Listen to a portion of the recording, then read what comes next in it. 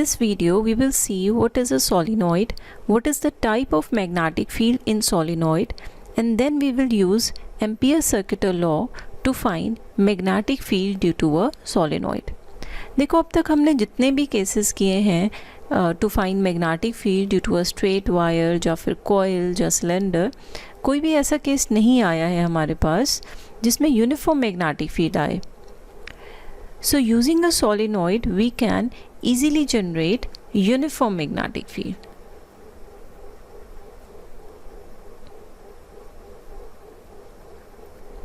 Now in last videos we learned about magnetic field produced by a circular loop और इसकी direction आप easily find कर सकते हो by using right hand thumb rule.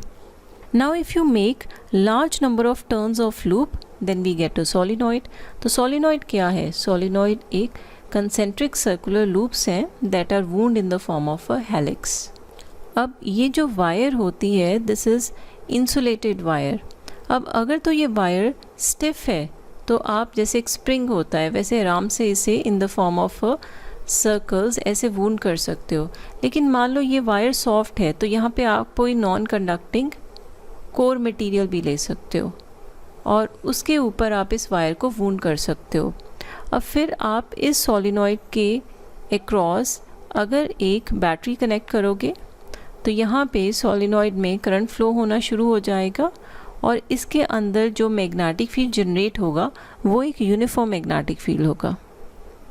To further understand it मैंने ये वाली फिगर यहाँ पे ऐसे बनाई है कि यहाँ पे जो प्लेन ऑफ कॉइल था वो in the plane of paper था. यहाँ पे plane of coil is perpendicular to plane of paper. तो यहाँ पर जो मैग्नेटिक लाइंस जनरेट हुई थी वो यहाँ पे ऐसे हमारे पास अपीयर होंगी. तो यही वाली अगर कॉइल हम कितनी सारी टर्न्स ले लें तो वो हमारे पास सोलिनॉइड बन जाएगा. अब देखो मान लो हमने यहाँ पे एक लूप लिया है, यही वाला लूप लिया है, तो ये जो मैग्नेटिक फील्ड जनरेट होगा ये आप देख सकते हो यहाँ पे एक्चुअली ये क्लोज लूप्स ही फॉर्म होते हैं. तो यहाँ पे ये मैग्नेटिक फील्ड इस तरह फॉर्म होगा. अब यहाँ पे मैंने कंसेंट्रिक और लूप लेगी तो होगा क्या कि ये जो लाइन जो यहाँ से टर्न हो रही थी अब वो थोड़ी और दूर से टर्न होगी. अब ये यहाँ तक जाएगी. अब मैंने यहाँ पे एक और कॉइल ले ली तो अब मैग्नेटिक फील्ड लाइन यहाँ से नहीं टर्न होगी, ये यहाँ से टर्न होगी और फिर ये ऐसे जाएगी. सिमिलरली ये वाली जो लूप है मैग्नेटिक लाइन ये ऐसे जाएगी. तो आप देख सकते हो कि जैसे जैसे आप नंबर ऑफ़ टर्न्स इंक्रीज़ करोगे तो अंदर जो मैग्नेटिक फील्ड होगा वो यूनिफॉर्म मैग्नेटिक फील्ड जनरेट होगा. तो this is how we generate uniform magnetic field inside a solenoid. And this is the final view of the uniform magnetic field inside the solenoid. तो ये जो straight lines हैं and equally spaced हैं तो ये represent कर रही हैं uniform magnetic field inside a solenoid. So solenoid consists of insulating long wire closely wound in the form of helix. And एक जो आइडियल सोलिनॉइड हम लेते हैं जिसके अंदर हमें बहुत स्ट्रॉन्ग मैग्नेटिक फील्ड जनरेट करना है जो यूनिफॉर्म हो, तो हम लेंथ ऑफ सोलिनॉइड बहुत बड़ी लेते हैं in comparison to its diameter. So ये जो फिगर है it shows an enlarged view of the magnetic field due to a section of solenoid. अब यहाँ पे है कि इस पॉइंट पे जो वायर है वो बाहर आ रही है perpendicular to plane of paper and here it is going inward.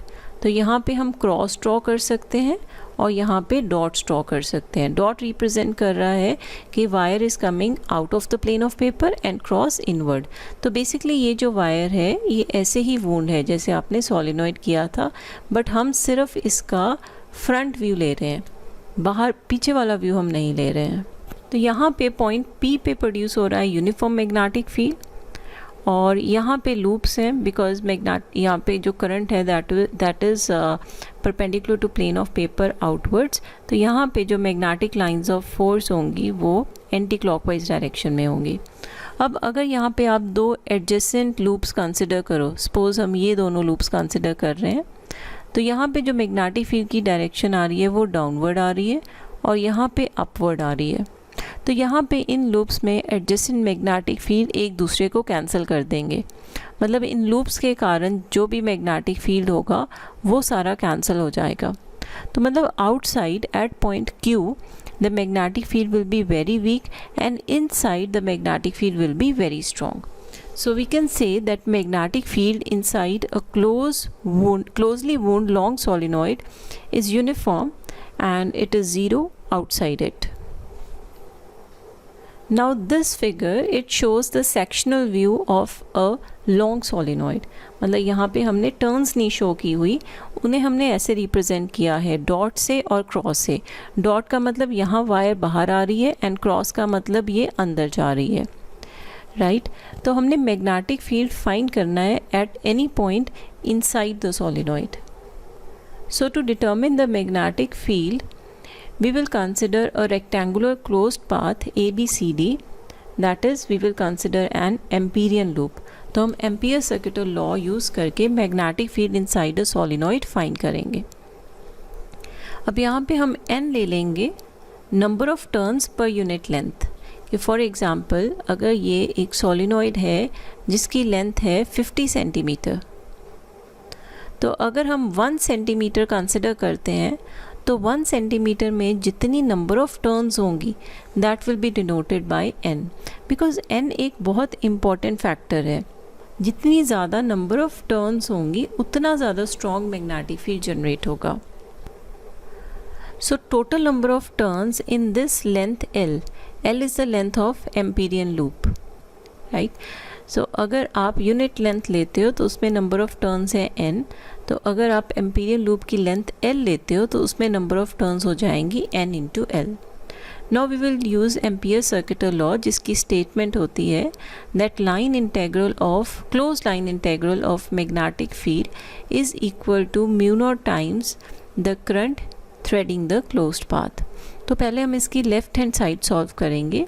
तो यहाँ पे जो B डॉट DL का क्लोज लाइन इंटेग्रल आएगा उसे हम लिख सकते हैं line integration from A to B, B to C, C to D and D to A। अब अगर आप देखो कि अगर B टू C लेते हो तो इसमें जो DL की डायरेक्शन है वो ये है एंड मैग्नेटिक फील्ड की डायरेक्शन ये है, तो दोनों में एंगल कितना आ जाएगा 90 डिग्री। तो B डॉट DL क्या बन जाएगा B into DL into cos of 90 that is 0, तो ये फैक्टर 0 हो जाएगा।